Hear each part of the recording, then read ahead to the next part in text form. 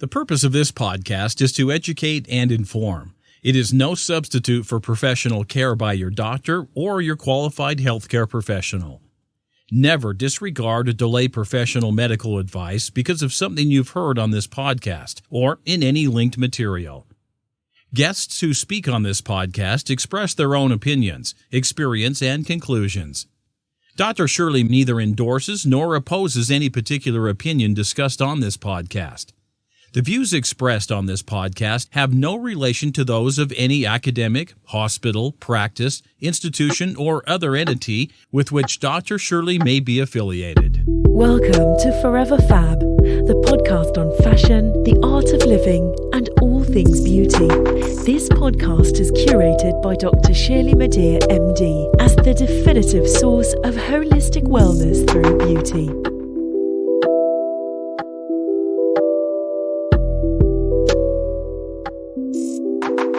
Welcome to Forever Fab, the podcast dedicated to fashion, the art of living well, and all things beauty.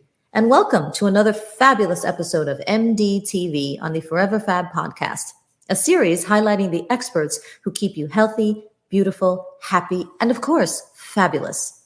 I'm your host, Dr. Shirley Bre, the founder of the Holistic Plastic Surgery Philosophy and your purveyor of this definitive source of living a beautiful and fabulous life.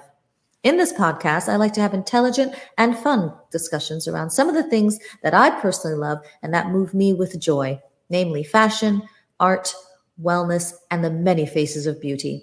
I engage in conversations that inspire, motivate, educate, empower, and help to make the world a more beautiful place, one person at a time. I keep it refreshing and real, educational and entertaining, scientific and fabulous. This week's episode is dedicated to balance. The title of the episode is Balancing Your Internal Nature, Metabolism, Menopause, and Mood. This is my interview with Dr. Breanna Guan. Dr. Guan received her Doctor of Naturopathic Medicine and Bachelor of Science in Herbal Studies, HerbalSciences, from Bastyr University in Kenmore, Washington. She has specialized training in IVtherapy, genomics, environmental medicine, and fertility. She completed preceptorships with leading doctors at Seattle Children's Hospital and the CancerTreatment Centers for America. She worked with breast and prostate cancer patients on an NIHgrant at the Bastyr Integrative Oncology Research Center. Working with children and cancer patients instilled in her a deep commitment to prevention and to understanding what relentless hope means. As a result, she shifted her focus to fertility, women's health, and healthy aging and prevention. She joins me today via StreamYard to discuss metabolism, menopause, mood, and everything in between. Welcome, Dr. Guan. Congratulations on all of your success, and thank you so much for becoming a beautiful member of the Forever Fab community. Welcome. Oh, it's my honor. I'm so excited to be here with you, Dr. Shirley. Thank you. Well, let's get on into it. I'm sure our listeners are really excited to hear what you have to say on these very interesting and timely topics. What or who inspired you to pursue a field in health and medicine? I think a lot of my inspiration came from wanting to support my mom. So she had some health issues herself, and she would go to the doctor and they would say like lose weight or like do all these things, and I felt like there was such a missing piece of support for her health and longevity, and so that really led me to want to pursue other options for people to get the support that they needed, because it's so hard to make changes. We know what to do, but how do we do those things and what are the right steps? And so I felt like that piece of care was really missing from what she received. And I wanted to, take my shovel to the ground on that little piece of the world. So that's a sign of your epic compassion.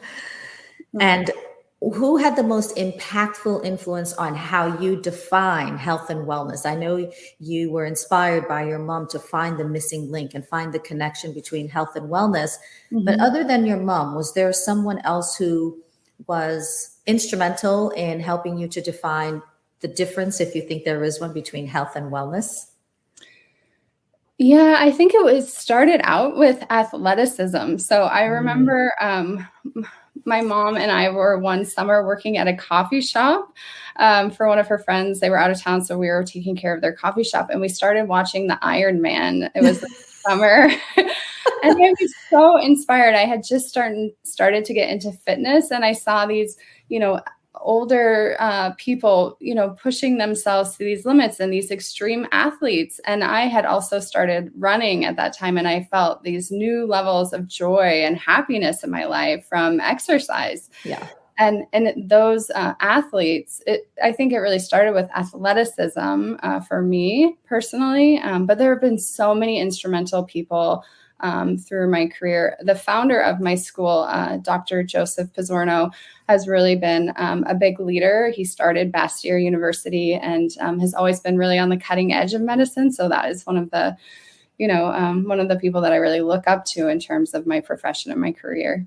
That's awesome. And you said something in your answer that stimulated another question that I had, and it's on the topic of subjective age. Someone just asked me about subjective age, and I basically came up to the conclusion that even though there is no hardcore, there isn't a voluminous amount of scientific research on the topic, I do believe that you age how you think you age. Obviously, in addition to significant influential factors like, genetics and lifestyle and epigenetics and all that good stuff.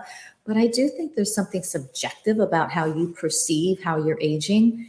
And your comment about exercise and how you found a new, sense of joy from it really speaks to that topic of subjective aging. Would you agree? Absolutely. I think the way that we live and the experiences that we provide ourselves so much impact our aging. As a parent, I'll take my kids to the beach or somewhere, and they're playing and having a great time, and I might be reserved to the picnic bench watching them. If I get out in the snow and, run around and have fun, like if I continue to play in my life and put myself in these situations where I am not, just sitting back, but really engaged in life, then I'm young again, like jumping in the ice cold water, all of those things. It's an opportunity, and we have to take those chances. I 100% agree with you on that. And I think it's so important to have play and joy and, childishness in your life. I think it's really important because, again, I would say, how you age is related to how you think you age. Yes. And for you, what is sort of the quintessential difference between naturopathic and conventional medicine? I think naturopathic medicine has an emphasis on focusing on health promotion and creating health, whereas in conventional medicine, a lot of times the focus is on, diagnosing and treating a disease or providing some sort of remedy for a disease state. And so in naturopathic medicine, I think we're really looking at it. How can we create wellness in this situation where there's some lack? Is there something the body needs, or there's an obstacle in the way for the body to really thrive? And some of the differences I also see are, sometimes with the medical labs we get back, they might be okay, but they're not great. And so it's, really aiming for that optimal state of wellness versus there's no disease here, everything's okay. Yeah. So we're really talking about proactive versus reactive in a sense. Yes, absolutely. And I love the philosophy of naturopathic medicine. I know I'm very traditionally or conventionally trained, but I agree so much with the root cause, of illness or just creating wellness, which is why my practice is, holistic plastic surgery. So I really want to dive, deeper into your approach because I very much appreciate it. You worked with oncology or cancer patients. Now, what experience through that affected your decision to focus on aging and sort of disease prevention in a sense? Mm-hmm. There's so much that we can do to prevent cancer, and cancer is so common these days. The statistics are ever, growing in the wrong direction. And we know that a lot of it is not really genetics. We used to have this belief that cancer is always genetic, but actually most cancers, I think it's 70%, are lifestyle driven. And so as a nation and as a people, what can we do to really focus in and support and protect ourselves? So for the health of our families, so we can have our grandparents around for a long time without suffering. And with cancer, there often tends to be a great amount of suffering. And so, how that seeing that just really inspired me to, well, why can't we do more to really prevent disease and support people to be not just okay, but really thriving? That is so not only compelling, but it's heavy, because if you think about it, if that statistic really resonates, 70% of cancer is lifestyle related. It's like, oh man, I can't have that extra ice cream, or, I really should go out for a run. So it essentially puts the onus on the individual to be responsible for his or her own health and therefore well-being. Mm-hmm. So I was going to say, throughout this podcast, we'll be talking about, some of the little steps that we can take, because hearing that statistic and thinking, oh my gosh, I have to change my entire, lifestyle and program and everything that I'm doing, can be super overwhelming. But I know you're going to give us some tips about what we can do, even just day by day, little by little, to be able to get to that, optimal health, however it's defined for each individual. Mm-hmm. Why, speaking of optimal health, let's dig a little bit deeper into one of your specialties, hormones. I mean, they are in and of themselves, complex molecules, but in general, why are they so misunderstood? Yeah, I think that a lot of the mystery comes from, not acknowledging how much they impact us. We simply don't give them enough credit. And so women are, experiencing hormones in so many different ways throughout their life cycle. It's like you're always shifting with your hormones, whether it's month to month or season to season, and they can have a radical impact on just how you feel. I mean, it really changes almost your personality at certain times. Women will say, I don't feel like myself. And it's like, yeah. And if we recognize the power of that, then I think it would take the burden off of us, like I'm so irritable or I'm depressed, but those hormones are really impacting the way we feel. And so giving them that credit is empowering, because you can take a step back and say, oh, this anxiety is not really me right now. This is something I'm experiencing versus, I'm an anxious person. Why is this happening to me, et cetera?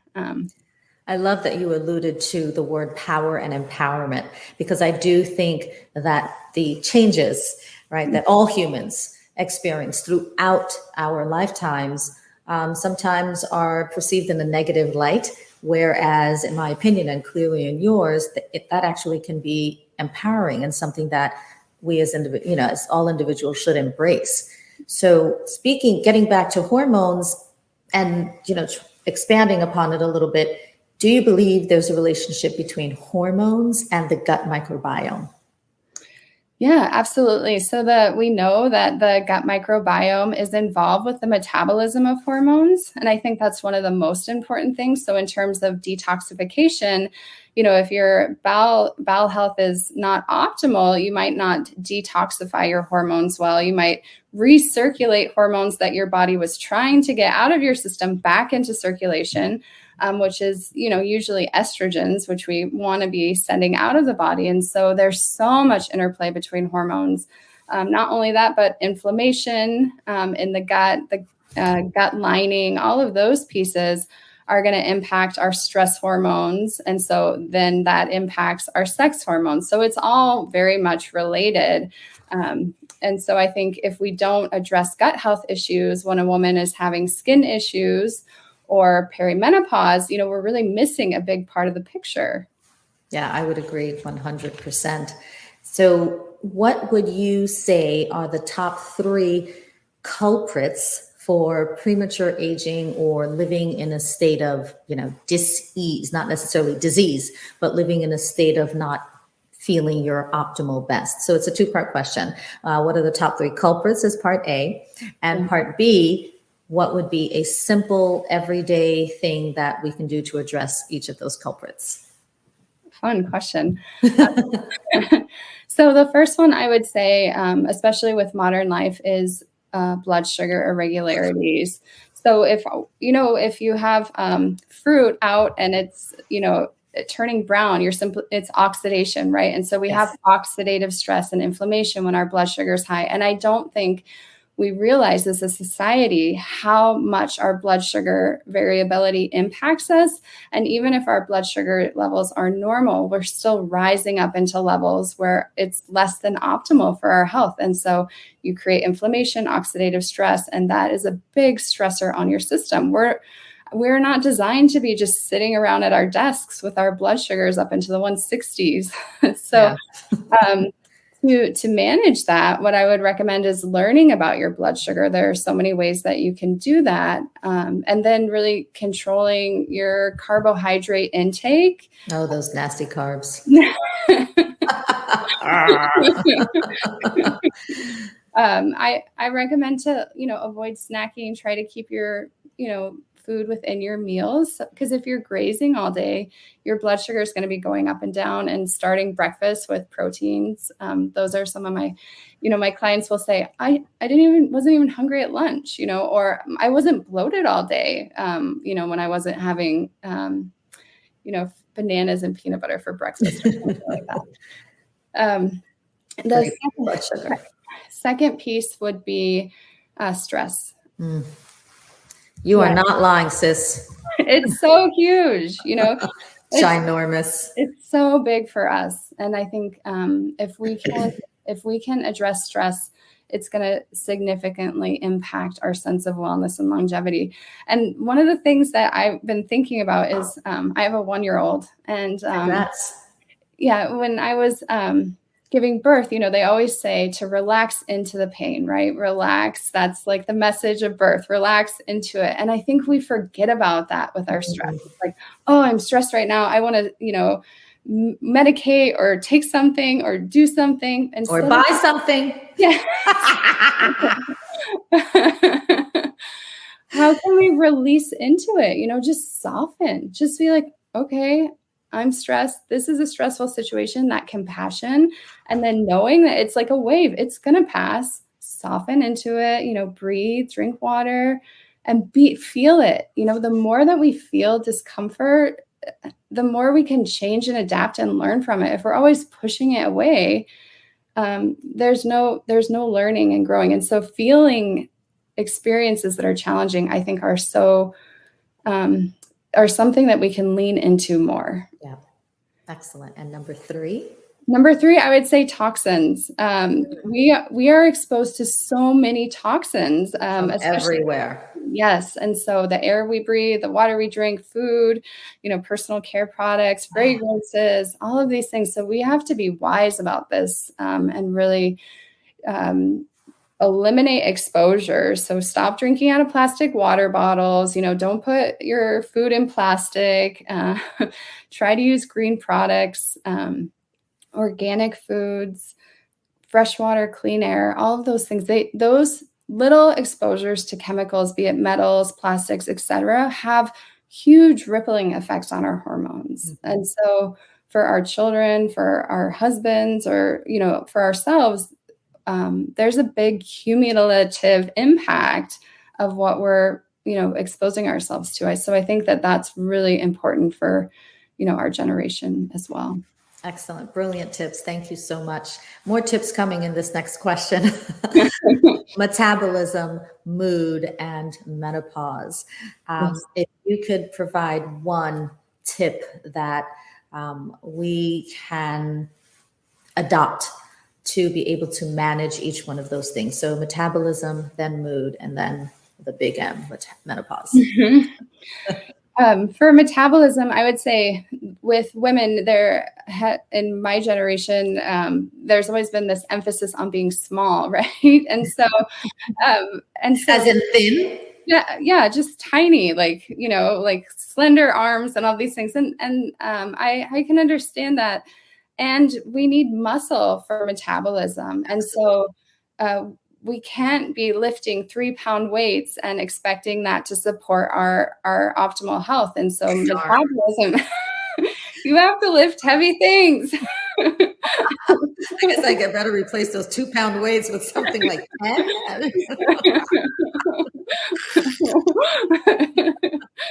And that is going to boost your metabolism in a huge way. I would say, and for mood and metabolism, do things that are different. We do the same things, eat the same things, go to the same places, talk to the same people. We have to have variety for our metabolism, and our mood. We get sensory deprivation sitting at our desks, and we need color and texture, and we need flavors. Like we're so lucky to be where we are and have so much access to different foods and flavors and et cetera. And so, yes, we need to provide those things to stimulate ourselves, like wear color, put on a different shade of eyeshadow, do things to stimulate yourself, get a different massage style or try acupuncture. All of these things can really enhance our mood because we get bored and we get, dopamine and serotonin, all these feel good chemicals from different exposures. And so with your workouts, hot yoga, ice baths, whatever, do different things. You keep going back to those ice baths, Dr. Guan. I'm not sure. I'm with you on that one. Yeah. I'm still trying to embrace summer, like the 85 degrees. I'm like, yes. I'm trying to hold on. So ice baths, no, I'm not ready. And then for menopause, I know that in a way, it's very interesting what's happening now, right? Menopause has sort of always been demonized, like, oh, the change. Oh, women, are sort of entering into their we no longer want you phase. It's horrible. But yet at the same time, what's happening now, I'm seeing a lot of individuals and businesses kind of capitalizing on that negativity and trying to say, oh no, it's actually a beautiful thing, and take this supplement and this cream and this device. So there's so much around it. What are your sort of simple, advice on how to help manage these very natural changes and how to become empowered by them? Mm-hmm. I think it's really important to understand what's going on. So I'd say one of the most important things is to get educated about what your options are. So that's, reading books, listening to podcasts like your lovely podcast, and really understanding the process. So, perimenopause is happening in your late 30s, 40s. And so it's not just menopause happens one day. There's a whole transition, and we have to understand the role of the hormones. Estrogen's really important for a lot of things. What does it do in our bodies, and what does progesterone do? So progesterone is the first hormone to drop, right? When you're going through perimenopause. And so you have, poor quality sleep, anxiety, and these changes are starting to happen, but you don't realize that it's your hormones. Yeah. And when you do, you kind of feel helpless, like, oh, it's those things. I guess I don't know what to do. Mm-hmm, mm-hmm. So learning about hormone replacement therapy and doing some really good research on the various options related to that. There are botanical medicines, dietary changes, and exercise. I alluded to blood sugar earlier. I think that's one of the most important things for wellness through menopause. And because women start to gain weight, their metabolism shifts in a huge way. And so they gain 15, 20 pounds in their abdomen. And that's really related to insulin and blood sugar. So I think if there was less of that burden that she had to carry through, I think that leads to a sense of well-being that really bothers women to all of a sudden, I've been working out, I've been eating well, and then all of a sudden this change happens and, I didn't do anything, and that's really hormone related. Right. So I would say, really educate yourself about your options, be it natural or whatever you want to do. But if you just say, oh, this is bad, I'm not going to do it, it's dangerous, or I don't have any options, I'm scared, so I'm just not going to do anything. That's not an empowered decision. We want to know the options. And I do like what you said about, sugar and taking into account that these changes are going to happen. They're natural. The hormones will shift and change, and you'll have more of this and less of this or none of that. And I think it's important for women of a certain age to note that you do have to almost lean into the change. As you said, lean into the pain earlier and lean into the discomfort. Yes, these changes can potentially be uncomfortable, but if you lean into it and get educated about what's happening, and I would say, speak to a physician about that. I see a lot of patients who have their intranet MD, and sometimes you have to refute a few things, but get educated, from credible sources and recognize that you can actually manage your sugar intake, or at least to reduce the burden that the body is already trying to manage through. Mm-hmm. Absolutely. Yes. There's so many steps that you can take with, food, lifestyle, herbal medicines, etc. So. Yes, so we are not necessarily powerless. We don't have to go down tired. Yes, you thrive. It's a new stage. You're liberated. Yes. Right. How you age is how you think you age. Absolutely.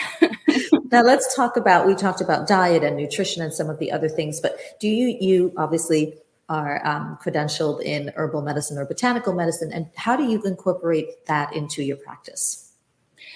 I use mostly formulated products or herbal extracts and supplements. I, in the past would love to make medicines for people or dose up, herbal tinctures and stuff, but working remotely, we don't do that so much. But herbs have been with humanity for thousands of years, and we've forgotten about them. And so it's amazing how many herbs there are for different ailments or for enhancing function. Like, with cortisol, for example, there are botanical herbs called adaptogens that modulate how your body produces cortisol. So if you're in a stressful situation and you're making so much cortisol through the roof and it's making you feel terrible, there are herbs that can help center you back. Isn't that amazing? I'm telling you, the earth is brilliant. The earth is absolutely brilliant. I too studied herbal medicine because I've just been so fascinated by the possibilities, but yes, I agree with you. It's fantastic. Mm-hmm, mm-hmm. So I think that it's an opportunity for us to connect with these things, and they're all so different. It's like, which herb should I take for my stress? It's like apples and bananas. They're so different, right? They're and so we can take them and experience them. And that's the spice of life too, having these different types of medicines to explore and learn about and then utilize in our life for our wellness. And you don't have to take things every day. You can be like, well, today I need a little more ashwagandha to provide some calm and centering, or maybe I need some more spicy schizandra because I'm feeling a little, flat. So there are all these different ways that we can take the medicines into our own hands and utilize them. And I think they're just growing around for us. So. I would love to have you back on this podcast, specifically discuss herbal medicine, because yes, they're potentially amazing, right? But one plant can have 10 different compounds that have 10 different actions and reactions in various individuals. So it's not like, you go on the internet, best herb for stress, because, I've done that before I studied herbal medicine. I've done that. And you can get a variety of herbs that come up, and whether you take one or the other can definitely have, interesting and potentially problematic impact on your body. So I would say learn from someone who is a studied, licensed, herbalist for sure. Absolutely. Now, speaking of herbs, would you say, not that you're prescribing, I know you're not, but in general, are there a few, 1 or 2 or 3 basic herbs or botanicals that you would highly recommend that every woman have in her medicine or beauty cabinet in general? What a fun question. Yes, absolutely. I love curcumin. So curcumin is not an herb. It's a compound isolated from the turmeric root, but it's anti-inflammatory. And so for pain, inflammation, skin health, prevention of disease, it's amazing. So that's one that I would absolutely have in my medicine cupboard. I take it all the time personally. I do too. It's great for skin. So that's really lovely. I like to have ashwagandha around for stress hormones and supporting balance. I think drinking green tea regularly is optimal for prevention. And so we want to think about longevity. If you go to PubMed or Google Scholar and put in green tea, thousands of studies on green tea and prevention of cancer, lifestyle diseases. Other herbs that I would recommend having on hand are things like echinacea. So echinacea purpura is supportive for colds and flu. So if you get the sniffles, you want to start that right away, and having that on hand is really wonderful. For a lot of perimenopausal age women, I like to recommend lavender. I typically will recommend it in some sort of capsule. In the summer, sometimes I'll put a scoop of lavender flowers into a smoothie, but it's so calming in a capsule or in the smoothie, but more so in the capsule, and you just feel relaxed. And so for sleep and anxiety, or just instead of having a glass of red wine, having a cup of lavender tea, or a capsule of lavender is really nice.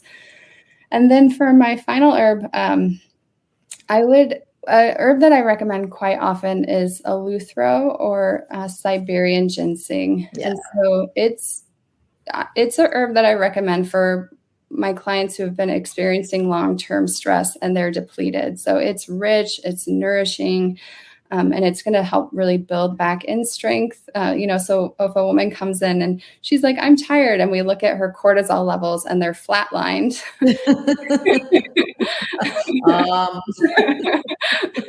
That happens more than I would like to see. So, because we're under a lot of stress just chronically. Yes. And so I love that one for really nourishing women in a deeper way, helping them to build back up that adrenal strength. Fantastic. You've been listening to part 1 of the Forever Fab podcast with my fabulous guest, Dr. Breanna Guan. Stay tuned for part 2.